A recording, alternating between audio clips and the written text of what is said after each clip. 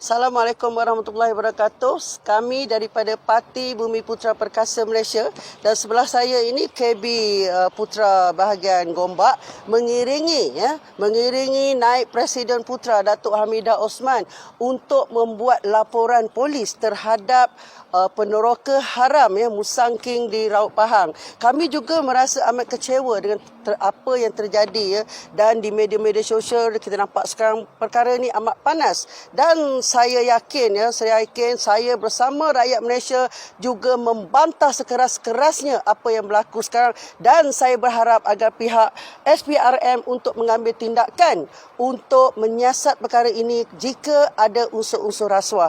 Dan di sini untuk mengetahui lebih lanjut lagi kenapa Datuk Hamidah membuat laporan ini, saya menyerahkan mic ini kepada Datuk Hamidah.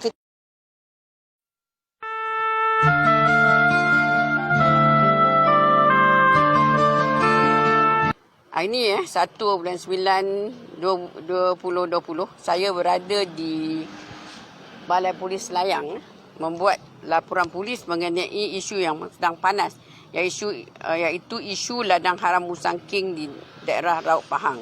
Saya tidak mahu sentuh perkara lain. Laporan saya hanya berkisar mengenai tanda tanya terutama kami daripada Parti Putera, bagaimana tanah seluas 4,400 hektar yang hampir 10,000 ekar itu boleh diterokai selama berpuluhan tahun tanpa ada tindakan oleh pihak-pihak berkenaan, terutama pihak-pihak penguatkuasaan.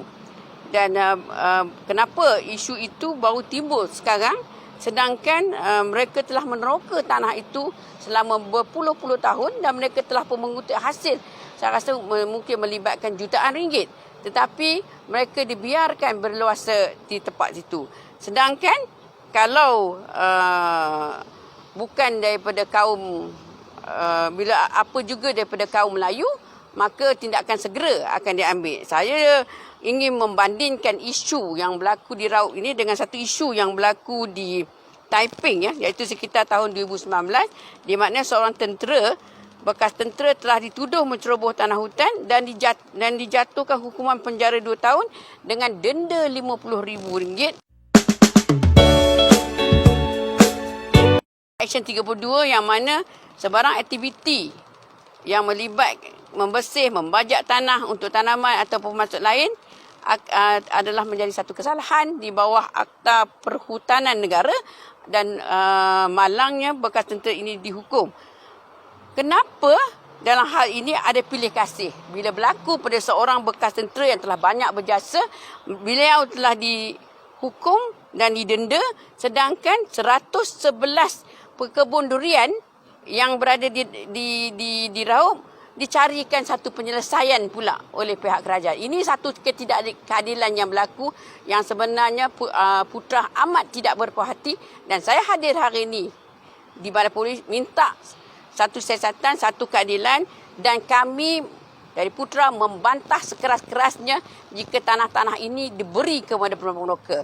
Saya bukan hanya bercakap mengenai isu peneroka di Raut, malah saya bercakap mengenai isu seluruh negara terlibat di Perak, di Selangor dan sebagainya. Selalunya peneroka-peneroka ini bukan diusir. Mereka diberi satu bentuk penyelesaian. Tetapi kalau peneroka yang melibatkan orang Melayu, mereka terus didenda. Dan contohnya ada satu isu yang saya baca tadi, isu yang melibatkan seorang asli di Jerantut, Pahang juga. Beliau mengeluarkan rotan iaitu hasil hutan dia ditangkap dan telah pun didenda. Dan sedangkan kita tahu orang asli ini ada kawasan rayau dia berhak atas itu. Tapi kes macam ini pun kita ambil tindakan.